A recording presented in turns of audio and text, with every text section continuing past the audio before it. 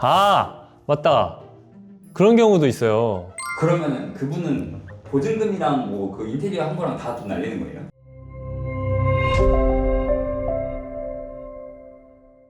대표님 안녕하십니까? 안녕하십니까. 오늘은 이렇게 대표님한테 궁금한 게 있어가지고 또 이렇게 모시게 됐습니다. 대표님 그 인테리어 공사할 때 그 처음에 뭐 설계를 한다고 하잖아요. 네. 그럼 설계는 어떻게 진행되는 거예요? 처음에 고객 만났을 때부터 말씀하시는 건가요? 네, 맞아요. 처음부터 이렇게 쭉 설명해 주시면 좋을 것 같아요. 일단 고객님 전화가 와요. 네네. 그러면 저희가 제일 먼저 확인하는 거는 일단 공사 스케줄. 저희는 상가를 전문으로 하다 보니까 상가 같은 경우에는 갑작스럽게 급하게 해야 되는 공사들이 많이 들어와요. 뭐 막 당장 일주일이나 2주일 뒤에. 근데 이제 그게 어쩔 수 없는 게 보통 저희가 그 상가의 부동산 계약이 된 곳만 이제 방문을 드리기 때문에 전화 오셨을 때 가계약 여부 이제 여쭤보고 상가이기 때문에 종목이 어떤 건지 이제 여쭤봅니다. 저희가 여쭤보는 거에 대해서 확인이 되면 저희가 현장 미팅을 나가요. 근데 이제 현장 미팅 같은 경우에는 그냥 간단하게 실측하고 뭐 평당 얼마다 이렇게 끝내는 게 아니고 그 자리에서 현장 실측을 다 해요. 그 다음에 카페로 가서 그 실측한 거를 카페에서 스케치업이라는 그 프로그램을 통해서 바로 도면을 그린 다음에 고객님이 원하시는 구도나 디자인이 어떤 것인지 이제 그 자리에서 여쭤보고 바로 견적을 현장에서 내드립니다. 그럼 이제 그렇게 계약이 되잖아요. 네. 그러면은 제가 생각하기에는 아마 철거가 첫 공정일 것 같은데 네. 뭐 철거할 때 뭐 이렇게 주의해야 될 부분이 있을까요? 철거할 때 주의해야 될 부분이 엄청 많죠. 일단은 철거도 전에 저희가 가설 공사를 먼저 하는데 가설 같은 경우에는 그 상가가 어떤 건물이냐에 따라서 많이 달라져요. 뭐 좀 외곽 지역이나 1층에 다른 상가에 피해가 안 가거나 이런 데는 바로 이제 철거가 들어갈 수도 있겠지만 위층이나 아래층에 이제 철거에 피해가 간다든지 뭐 먼지가 바깥으로 나간다든지 하면은 이제 저희가 가설 공사를 먼저 하는데 보통 가설 공사가 먼지 안 나가게 뭐 천막을 친다든지 큰 상가 같은 경우에는 저희가 뭐 목공이나 뭐 판넬 같은 걸로 벽을 쳐서 문을 만들거나 이제 이런 식으로 가설 공사를 해서 먼지나 소음이 안 나가게 한 다음에 그 다음에 철거를 시작하죠. 근데 이것도 어느 정도 비용이 있어야 좀 FM대로 하고 안 되면은 좀 조율해가지고 좀 공사를 하는 편입니다. 근데 철거 같은 거 하다가 민원이 들어오면 어떡하나요? 힘듭니다. 아니 일단 철거하기 전에 저희가 그 건물 상가들 같은 경우에는 관리소에 가서 언제부터 언제까지 공사를 하는지 이제 알리기 때문에 저희가 뭐 엘리베이터나 상가 앞쪽에 이제 공사 안내지를 붙여놔요. 언제부터 언제 공사합니다. 그리고 소음이 제일 발생하는 뭐 철거나 목공 이때가 언제니까 좀 양해 부탁드린다. 근데 이제 조금 소음에 민감할 것 같은 부분은 사실 저희가 가서 말씀드리기보다는 거기 임차인인 이제 고객님이 가셔서 뭐 떡이라든지 뭐 비타오백 이런 것들 가서 주시는 게 이제 훨씬 낫죠. 어차피 계속 옆 상가나 이런 분들은 서로가 이제 계속 만나실 분들이니까 그런 게 있죠.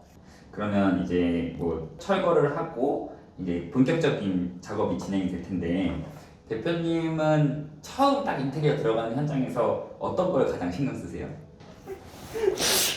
모든 걸 다 신경 쓰죠. 네, 근데 제일 많이 신경 쓰는 거 일단 제가 설비를 좀 집중적으로 저도 같이 하기 때문에 일단 수도와 배수가 어디 있는지부터 제일 먼저 보는 편이에요.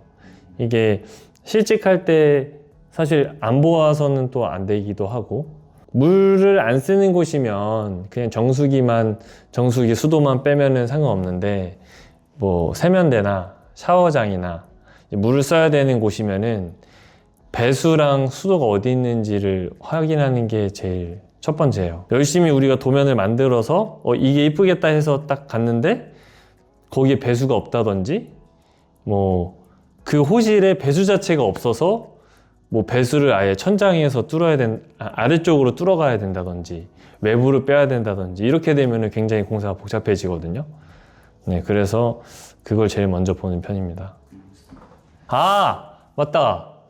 그런 경우도 있어요. 저희 고객님이 원래 인테리어를 한 호실에서만 하기로 했었는데 옆에도 같이 트는 게 나을 것 같아서 나중에 호실 2개를 계약을 했어요. 벽을 뚫고 그러고 공사를 했는데 나중에 알고 보니까 처음에 계약했던 호실의 주인분이 대출이 연장이 안 된다는 거예요.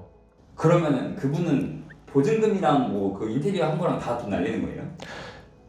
보증금은 돌려받을 수 있는데 인테리어에 대해서는 아무도 보장할 수가 없는 상황이 된 거죠. 그래서 인테리어 하기 전에 그런 거를 확실하게 알아보고 부동산에도 체크하고 그런 부분이 있어야 돼요. 그래서 그냥 무작정 공사한다고 바로 시작하는 게 아니라 그런 것들도 하나하나 고려하면서 이제 공사해야 된다는 거. 네. 대표님은 그런 부분도 체크를 해주시나요? 그래서 그런 호실을 뚫거나 벽을 뚫는 경우에는 그런 부분을 체크를 당연히 해야겠죠. 그리고 이제 꼼꼼하게 다른 부분들도 다 체크를 해야죠. 보기보다 좀 섬세하시네요.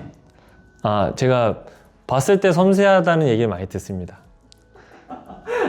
대표님 그러면 이제 뭐 인테리어를 하다 보면은 이제 고객과 이렇게 분쟁이 있을 수 있는데 이럴 때는 어떻게 하시나요?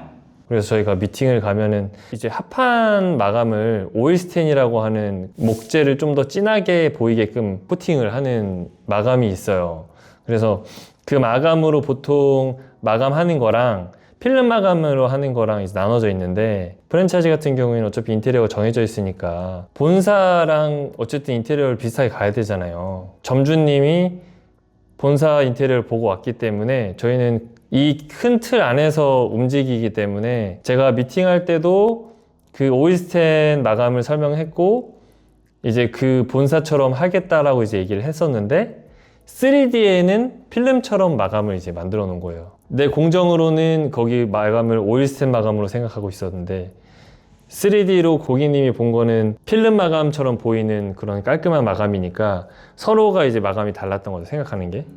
그래서 마감을 하고 나니까 제 입장에서는 이거는 본사에도 이런 마감이고 본사처럼 간다고 얘기를 이제 했기 때문에 원래 이렇게 우리가 마감한다고 얘기를 했었는데 3D는 그게 아니잖아요. 전체 비용에서 따졌을 때는 필름이 이제 비싸니까.